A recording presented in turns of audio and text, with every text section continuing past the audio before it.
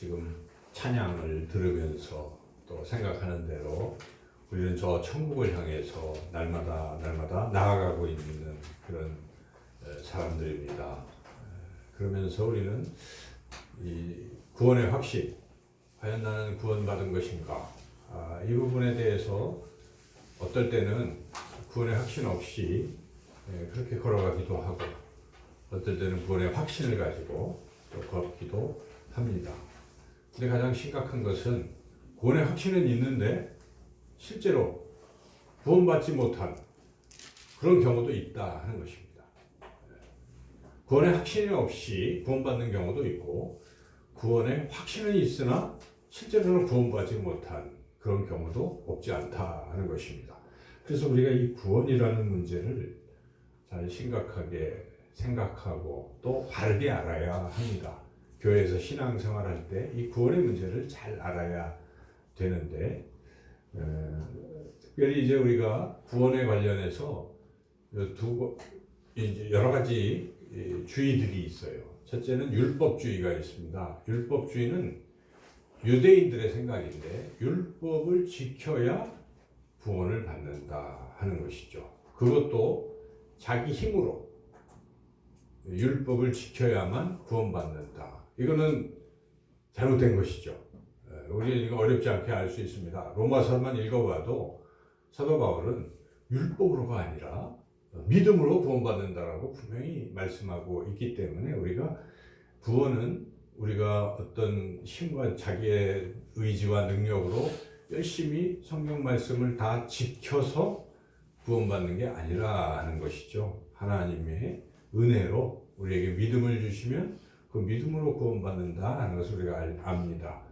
그런데 그것은 이제 잘 구별할 수가 있는데, 구별하지 못하는 부분이 하나 있어요. 그것은 내가 예수님 믿고 구원받았으니까 지금부터 율법과 무관하게 살아도 된다라고 주장하는, 율법 필요 없어 하는 율법 폐기론, 이게 상당히 문제가 되는 것입니다. 근데 구원파를 비롯한 이단도 율법 폐기론으로 하고 있지만, 문제는 한국 교회도 어느덧 그냥 그런 생각이 깔려 있기도 합니다. 그래서 예수님 믿고 구원 받았으니까 한 번 구원, 영원 구원 이렇게 생각하고, 그 다음부터 자기의 삶이 예수님과 전혀 무관하게 자기 마음대로 죄를 짓고 아무 생각도 없이 그렇게 살더라도 죽을 때는 천국문에 이르렀을 때 하나님께서 나를 구원하실 것이다 하는 이런 확신만 있으면 난 구원받을 것이다 라고 생각했는데, 웬걸 아니라는 것입니다. 아닐 수도 있다 하는 것이죠. 그래서 우리가 하나님의 말씀을 잘 들어야 되고 잘 깨닫고 그것을 잘 믿어야 된다 하는 것이죠. 그래서 오늘 우리 예수님께서 주신 말씀을 통해서 우리가 이 율법과 우리 구원과는 어떤 관계가 있는지를 다시 한번 우리가 정리할 필요가 있습니다. 그래서 우선 이 이단 율법 폐기론자들의 특징들 몇 가지를 먼저 살펴본다면 세 가지인데, 그 첫째는 말 그대로 율법 필요 없다. 율법은 구원과 무관하니까 율법 안 지켜도 되고, 구약의 율법은 다 폐기된 것이고 그냥 우리는 오직 예수님을 믿음으로 구원받는다라는 것만 매달려 있는, 이런 것의 문제. 그래서 이런 사람들이 율법을 아주 무시하고 하는데, 근데 그게 아니에요. 오늘 말씀도 우리가 잘 읽어보면 율법은 폐기된 것이 아닙니다. 1.1핵이라도 안 지키면 구원 못 받는다고 예수님 말씀하신 거잖아요. 이 율법은 폐기된 것이 아니라 예수님은 율법을 완성하러 오셨다라고 분명히 선언하고 계시다는 것입니다. 그러면 17절 같이 한번 읽어보시죠. 5장 17절 읽어보겠습니다. 내가 율법이나 선지자를 폐하러 온 줄로 생각하지 말라. 폐하러 온 것이 아니라 완전하게 하려 하냐. 그래서 여러분, 구약의 이 율법이 구약으로 사실 대별되죠. 율법서가 있으니까 창출 내민신. 근데 이 율법이 그냥 끝하고 새로 신약이 나왔다는 게 아니에요. 성경은 이걸 이제 어려운 말로 연속성이 있다는 것입니다. 끊어진 게 아닙니다. 그래서 구약이 신약으로 이어지고 있는 것이고 거기 예수 그리스도를 통해서 이어지고 있잖아요. 그래서 우리가 이 구약을 무시해서는 안 됩니다. 만약 그렇다면 우리 신약 말씀만 늘 읽으면 되는 건데 그렇지 않잖아요. 왜 우리에게는 구약도 있는 것이죠. 그래서 구약이 핵심인 율법을 우리가 무시해서는 안 된다는 것이죠. 그러나 율법 폐기론자들은 그거를 무시하고 어떻게 하냐면 성령을 통해서 직접적인 계시를 받겠다 이렇게 주장하는 겁니다. 근데 이건 아니죠. 그래서 어떤 사람은 신비한 걸 추구해요. 그래서 막 하나님을 만나는 어떤 성령을 통해서 이 감정적으로 막 뭐 방언하고 뭐 이러면 구원받은 걸로 생각하는 그게 구원의 어떤 증표라고 생각하기도 하는데 그것이 이제 자칫 지나치면 그 다음부터는 어떻게 살아도 구원받는다 이런 한번 인생의 체험이 있으면 구원받는다라고 흔히 잘못된 신앙을 가질 수 있어요. 그게 바로 이제 율법 폐기론자들의 어떤 부분인데 그게 아닙니다. 그래서 이 구원은 결국 율법 하나님의 말씀을 이렇게 성령의 인도하심과 역사하심으로 말씀을 우리가 완전히 지키지는 못하지만 그래도 말씀대로 살려고 애쓰고 노력하게 하시는 성령을 통해서 우리가 날마다 이렇게 거룩하게 성화되어가는 과정을 겪는 이런 사람들이 구원받는다는 것입니다. 그래서 율법 폐기론자들처럼 성화는 신경도 안 쓰고 의롭게 되는 것만 믿음으로 의롭게 되는 것만 자꾸 얘기하고 그 뒤의 삶을 무시한다면 나중에 그 믿음이 가짜 믿음으로 판명될 수 있다는 것입니다. 그래서 여러분 이 어려운 신학을 생각해 본다면 우리는 구원의 단계가 있다는 것입니다. 칭의라는 게 있고 그 다음에 성화가 있고 영화라는 과정이 있어요. 로마서 8장 읽어보시면 그대로 다 나오는데 그러니까 우리가 예수님을 믿음으로 의롭게 되는 거예요. 그래서 거듭나는 거예요. 거듭날 때 어떤 일이 일어나냐면 우리가 그 중생할 때는 우리 안에 성령이 들어오시는 겁니다. 성령이. 그러니까 성령이 없으면 그리스도의 사람이 아닙니다. 그건 뭐 시작도 안 되는 것인데 예수님을 믿으면 성령이 안에 오시고 성령이 뭘 하고 계십니까? 우리가 죽는 순간까지 성령은 우리 안에서 거룩하신 영께서 우리의 삶을 거룩하게 인도하고 계신 거예요. 그럴 때 그 성령의 음성을 듣고 예민해져서 내가 때로는 죄를 졌을 때 통곡하고 내가 이런 길을 가서는 안 되겠다 하는 마음이 들고 다시 성령을 따라 가다가 또 실수하는 거죠. 인간이 연약하니까. 그럴지라도 그러한 자세를 갖고 있는 사람은 성령이 안에 있다는 확증이 있는 것이고 그 성령은 끝까지 인도하십니다. 한번 택하신 하나님의 자녀들을 성령께서는 날마다 인도하시는 거예요. 그 증거들이 자기 안에 자꾸 있어요. 자기가 아는 것입니다. 나중에. 그래서 그렇게 성화의 과정으로 가는 것. 근데 그 성화는 어떻게 성화됩니까? 성령께서는 뭐 신비한 어떤 그런 것보다는 이미 우리에게 주어지는 말씀, 율법, 성경을 자꾸 우리에게 알려주시고 그 성령 말씀을 생각나게 하셔서 말씀대로 살게 하시는 것입니다. 우리가 협조할 일은 성경을 읽어야 돼요. 성경을 읽고 남을 다 큐티하셔야 됩니다. 그러면서 성령의 인도하심을 받으면서 내가 하나님의 자녀답게 거룩하게 변화되어 가는 것을 느끼고 또 그런 방향으로 가야 천국으로 가는 것입니다. 여러분. 그냥 예수님 믿고 구원받았다 땡 그리고 아무렇게나 살아도 된다라고 주장하는 율법 폐기론자가 한국교회에도 너무나 많습니다. 여러분. 그래서는 안 됩니다. 그래서 우리가 구원받는 것을 너무 쉽게 생각하면 안 돼요. 물론 내가 스스로 구원하는 건 아니지만 하나님의 은혜로 구원받는 이 과정을 우리가 잘 생각해 봐야 돼요. 그래서 사도 바울은 빌립보 교우들에게 빌립보서 2장 13절에 두렵고 떨림으로 너희 구원을 이루라라고 그렇게 촉구하고 있는 것입니다.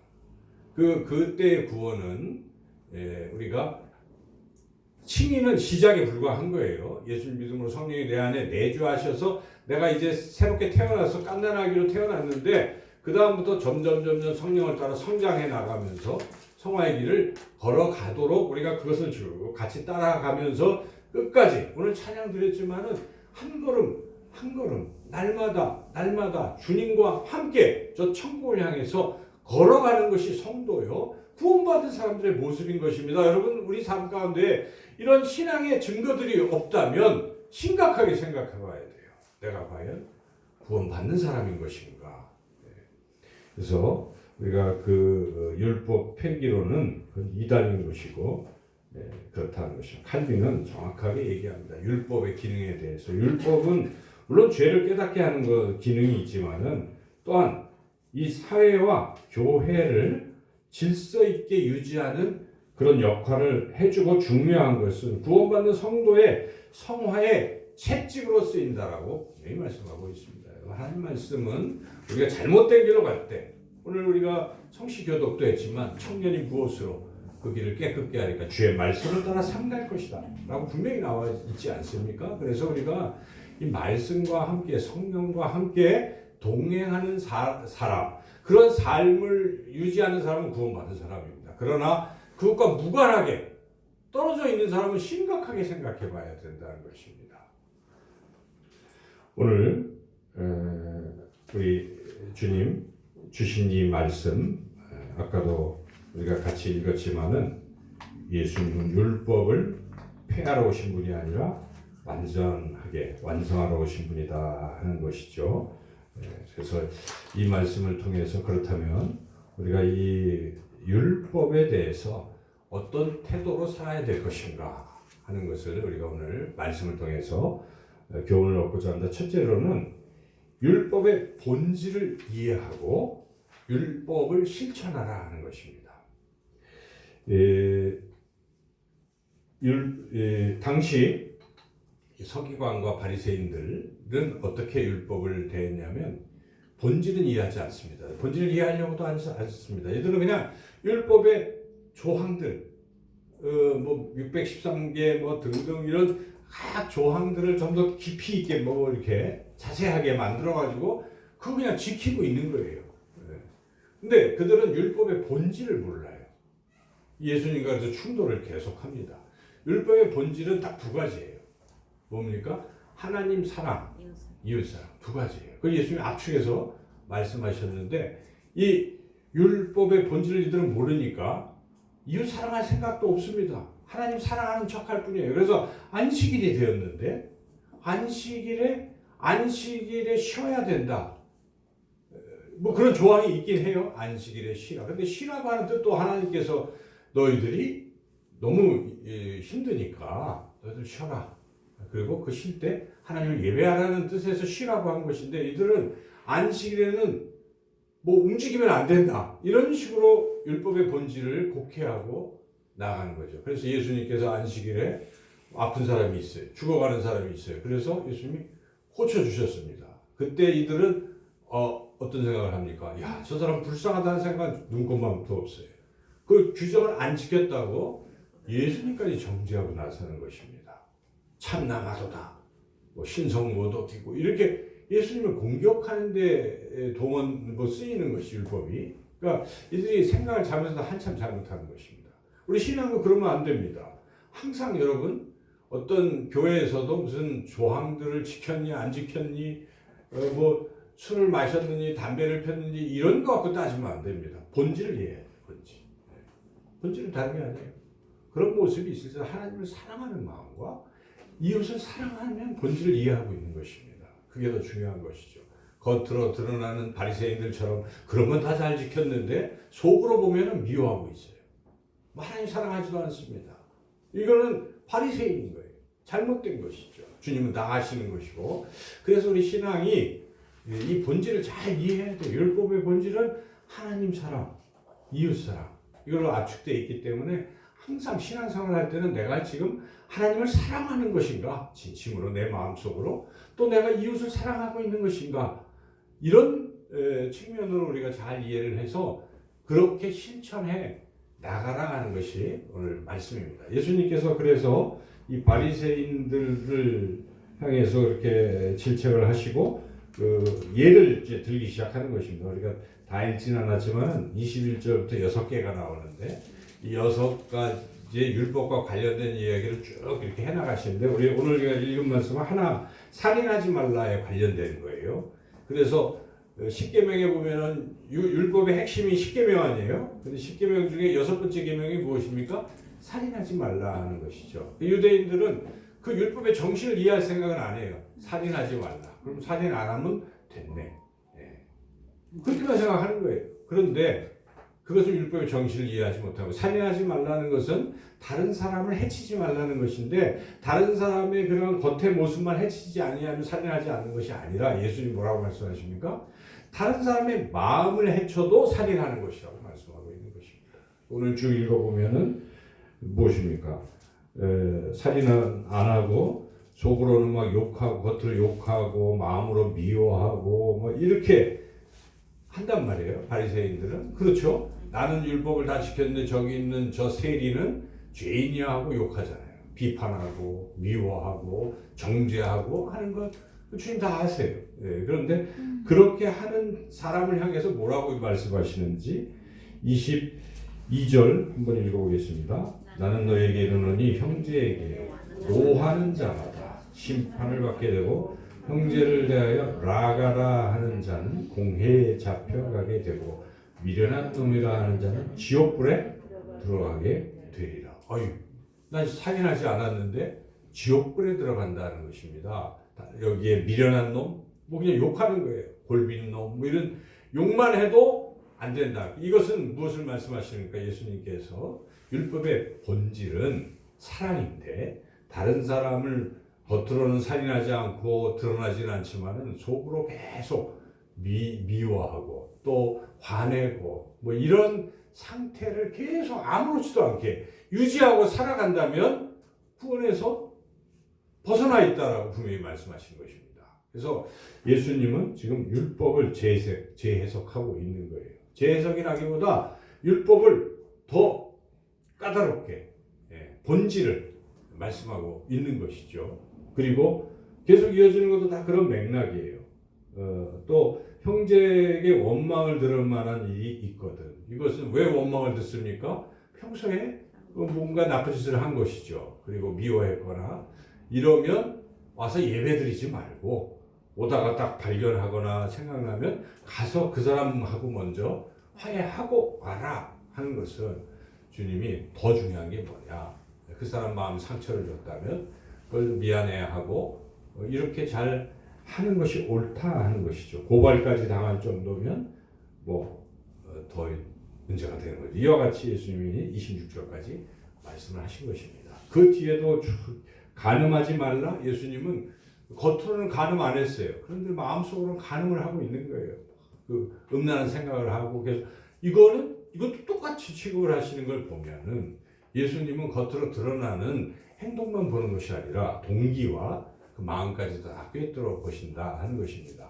그래서 오히려 더 어렵고 까다로워요. 산상수훈은 이 계명보다 더 어려워요. 그래서 너는 그런 계명을 들었지만 이렇다라고 예수님이 지금 율법의 완성자이신 예수님이 이렇게 말씀하시는 것이기 때문에 우리가 살아갈 때 그저 믿음으로 구원받았으니까 아무렇게나 살아도 된다는 생각하지 말라는 뜻입니다. 여러분, 이 구원을 향해서 우리는 하나님의 자녀고 이미 우리의 더러운 죄가 예수님의 보혈로 깨끗이 사함 받았다면 어찌 또다시 자신을 더럽게 할 수 있겠느냐 하는 말씀. 어떻게 예수님을 또 십자가에 못 박겠느냐, 그런 마음으로 가지면 안 된다. 그래서 죄와 싸워야 되고 어찌든지 죄에서 벗어나야 된다 하는 것을 주님 분명히 말씀하시는 것이죠. 그래서 우리가 첫 번째로 우리 신앙의 가치관을 바꿔야 됩니다. 그래서 그냥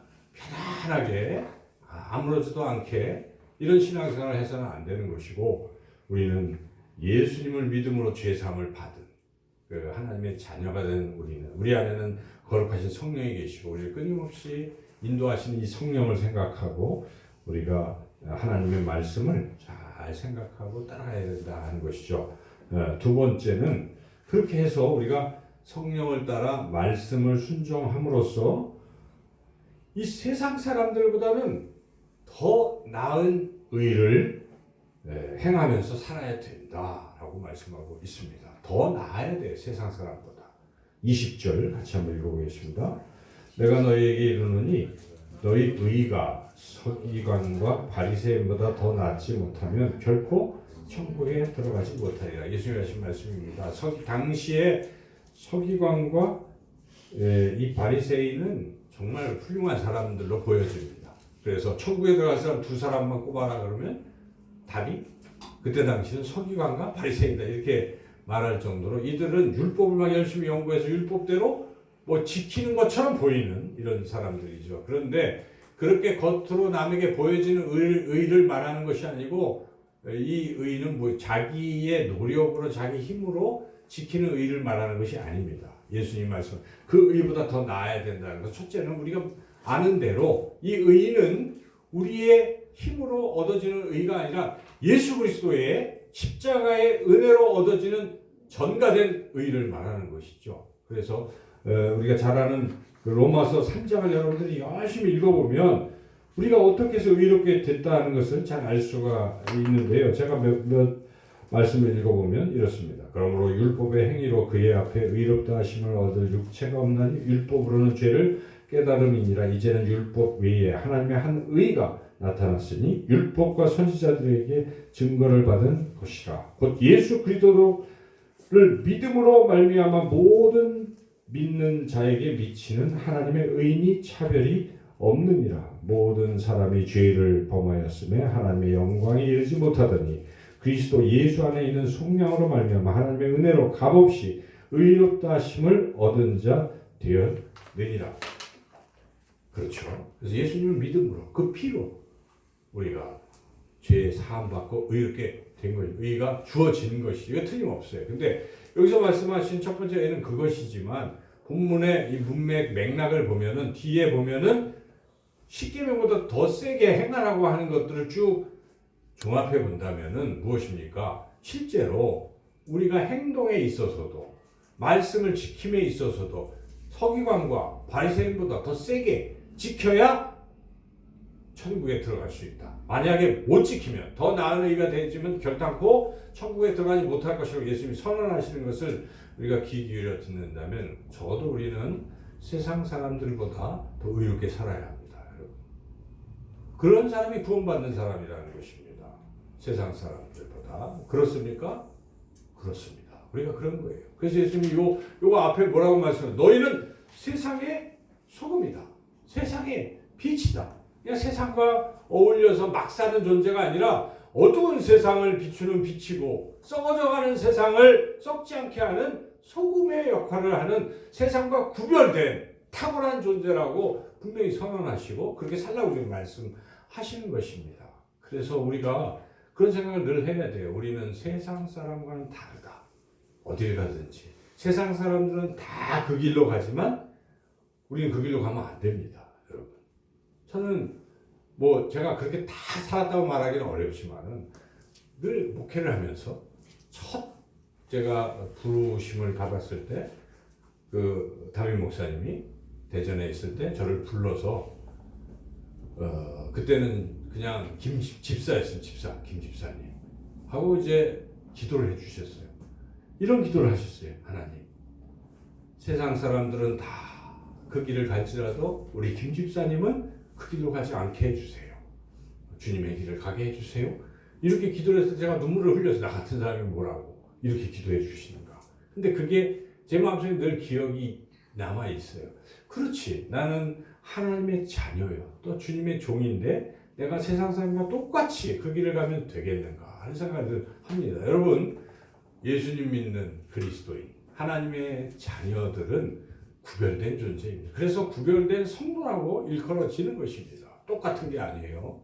그래서 우리가 늘 그런 생각을 가지고 세상 사람들과는 낮게 살아야 되는데 어떻게 낮게 살 수 있겠습니까? 우리의 힘으로 하는 게 아니에요. 여기도 우리가 주의를 해야 돼요. 이 산상수훈도 쭉 읽어보면 제가 지난번에도 말씀드렸지만은 6장에 기도가 나오잖아요. 기도라는 것은 우리 힘으로 하는 게 아니라 하나님이 도와주신 힘으로 하라는 뜻이고 그 하나님이 도와주시는 방법은 우리가 우리 힘으로 하려고 하지 않고 하나님께 맡기고 하나님의 다스림을 받겠다고 생각하고 그렇게 갈 때 가능한 거예요. 그래서 우리 힘으로 안 되지만 우리 의는 세상과 똑같지만은 우리가 하나님의 다스림을 받고 우리 안에 거하시는 성령에 순종해서 가게 되면 할 수 있다는 것입니다. 세상의 소금으로 빛으로 갈 수 있다는 것입니다. 그래서 성령께서는 어떻게 역사하시며 아까도 말씀드렸지만은 말씀을 통해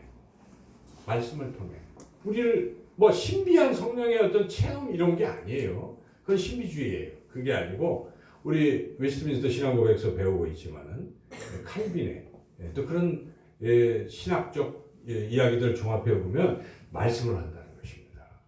그건 우리가 살면서 알 수 있잖아요. 여러분 말씀을 읽으면 달라지지 않습니까? 새벽에 읽고 기도 그 말씀 붙들고 기도하면 달라져요. 하루 살면 내가 이러면 안 되지 주여. 그러나 말씀과 전혀 무관하게 사는 사람들이 있어요. 이상한 거죠. 왜 그러죠? 그러면 내가 무슨 뭐 대단한 존재라고 세상 사람과 구별되게 살 수 있겠어요? 못 살아요. 그러니까 날마다 성령의 인도하신 가운데 우리가 기도하고 성령이시오 오늘도 저를 인도하소서 능력을 주시고 생각나게 하시고 말씀 이렇게 겸손하게 자기 힘이 아니라 성령의 인도하심과 말씀에 따라 살아간다면 우리가 능히 세상과 구별된 그러한 의를 행하고 살아갈 줄로 믿습니다. 이제 마지막으로 세 번째 우리 예수님께서 이 긴 말씀을 통해서 우리에게 율법과 관련해서 어떻게 살려고 하시냐면 이 수준을 목표를 높이라 하는 것이죠. 다 연결이 되어 있지만 하나님의 온전하심을 목표를 향해 나가라 하는 것입니다. 이제 마지막 이 단락의 마지막 부분이 48절을 읽었는데 우리 48절 같이 한번 읽어보겠습니다. 48절 시작. 그러므로 하늘에 계신 너희 아버지의 온전하심과 같이 너희도 온전하라. 이렇게 말씀하신 것입니다. 예수님께서 온전해야 돼요. 퍼펙트로 가야 된다는 것입니다. 온전함의 뜻은 탐임이라는 히브리어로 보면 이것은 흠없고 정결하다 이런 뜻입니다. 온전하다는 것이죠. 그래서 정말 거룩한 하나님의 수준에 이를 정도로 그렇게 우리가 나아가야 되는 것입니다. 우리가 하나님의 자녀인데도 세상 사람들과 늘 똑같아도 괜찮아. 잘못된 생각이에요. 여러분 괜찮다고 생각하면 안 됩니다. 그 한국교회가 잘못 가르친 부분들이 있었던 것이죠. 믿음으로 의롭게 되는 것이니까 아무렇게나 살아도 된다는 율법 폐기론이 버젓이 강단에서 계속 선포되고 있는 현실이에요. 만약 여러분 죄를 회개하십시오 그러면 뭐라고 하겠어요? 너나 잘해라 하고 안 듣는 성도들이 태반이기 때문에 그렇게 된 거예요. 이미 한국교회가 이미 그렇게 됐어요. 영향력을 잃어버린 것입니다. 그래서 우리는 뭘로 돌아가야 돼요? 말씀으로 돌아가야 되고 예수님이 하신 말씀대로 우리는 우리의 수준은 무엇입니까? 성도의 수준은 하나님의 온전하심이 수준이라는 것을 잊어서는 안 돼요. 당장 이룰 수는 없어요. 그러나 목표는 그렇게 두고 살아가야 됩니다. 내일도 오늘보다 더 나은 나의 모습이. 그래서 저는 구원이라는 것을 우리가 잘 생각해 봐야 돼요. 구원은 물론 죄에서 죽음에서 사탄의 권세에서 건짐받아서 하나님 나라로 옮겨가는 것이 구원이지만 옮겨간 우리 자신은 어떤 모습일까도 생각해 봐야 돼요. 구원은 옮겨간 내가 완벽한 존재가 되는 걸 말하는 것입니다. 이 모습 이대로 그게 구원이 아니에요.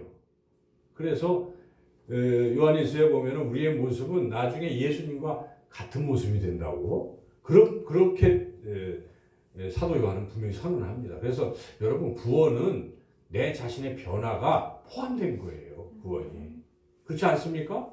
내가 하나님 앞에 가서 천국에 가는데 이 죄 속에 막 이런 존재로 살아간다면 이게 지옥이죠. 다 거룩하게 살고 있는데 혼자만 못된 짓을 하고 있다면 견딜 수 없을 거예요. 그래서 하나님 우리를 구원시킬 때는 우리를 새로운 피조물로 바꾸시는 것입니다. 과거의 죄로 타락했던 우리를 예수 그리스도의 십자가의 보혈로 정결케 하시고 거룩한 성령을 통해서 날마다 우리를 변화시켜 가고 계신 거예요. 지금. 그래서 우리의 목표는 변화된 모습의 목표를 둬야 돼요. 저는 내가 이 세상에서 많은 일을 이룬 것보다는 내가 마지막 죽을 때 주님 앞에 설 때 나의 모습 그게 나거든요. 여러분. 그렇죠. 나예요. 그래서 성화의 끝부분에 끝자락에 내가 이렇게 서 있는 것이고 물론 그렇다고 해서 완벽한 존재는 아닙니다. 우리 구원의 그 서정을 보면 순서를 보면 우리가 칭의로 시작을 해서 날마다 지금 우리는 한 걸음 한 걸음 거룩하게 성화되어 가고 있잖아요. 그래도 안 돼요. 그래서 나중에 영화롭게 주님과 같이 하나님이 하실 것입니다. 그러나 그 과정까지는 우리는 그렇게 애쓰고 노력하며 살아야 됩니다. 늘 여러분이 뿌듯해할 때는 다른 때가 아니에요. 내가 과거에는 저 맨 밑에서 그냥 넘어지고 있었는데 지금 어느덧 성령을 따라 저 정상까지 못 갔지만 중턱에 여기서 넘어졌지만 중턱에 이르렀구나. 하나님 감사합니다.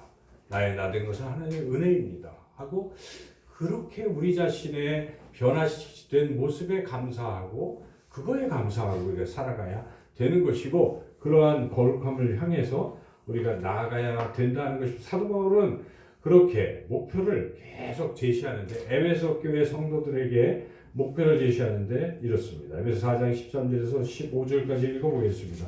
우리가 다 하나님의 아들을 믿는 것과 아는 것에 하나가 되어 온전한 사람을 이루어 그리스도의 장성한 분량이 충만한 데까지 이르리니 이는 우리가 이제부터 어린아이가 되지 아니하며 사람의 속임수와 간사한 유혹에 빠져 온갖 교훈의 풍조에 밀려 요동하지 않게 하려 함이라. 오직 사랑 안에서 참된 것을 하여 범사에 그에게까지 자랄지라. 그는 머리니까 그리스도 예수 그리스도까지 자라라고 에베소 성도들을 향해서 바울은 이렇게 권면했던 것이죠. 그리고 바울은 아까도 말씀드린 빌립보 교인들에게도 그러므로 나의 사랑하는 자들아 너희가 나 있을 때뿐만 아니라 더욱 지금 나 없을 때에도 항상 복종하여 두렵고 떨림으로 너희 구원을 이루라. 그 성화의 길을 계속 가라라고 했고 사도 바울은 골로새 교인들을 향한 자신의 목표가 있어요.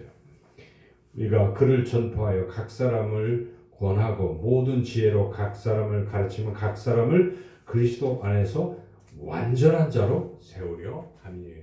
완전한 자로 세우는 것이 사도 바울의 목표인 것입니다. 내가 이를 위해서 내 속에서 능력으로 역사하시는 이 역사를 따라 힘을 다하여 수고하노라. 바울은 그렇게 한 분 한 분을 복음을 전하고 그분들이 정말 온전한 자로 세워지도록 가르치고 본을 보이고 함께 나아갔던 것이죠.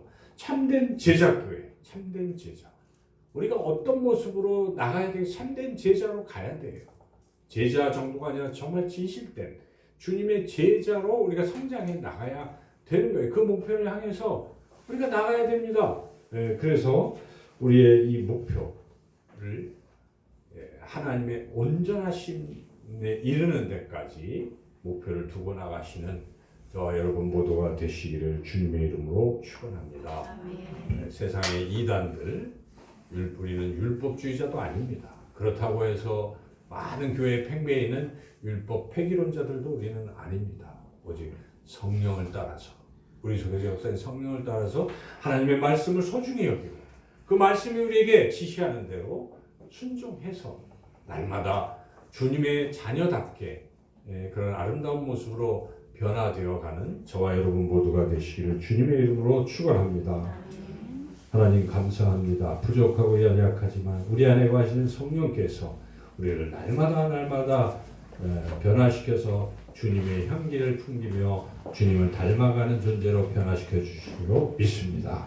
예수님의 이름으로 기도드리옵나이다. 아멘.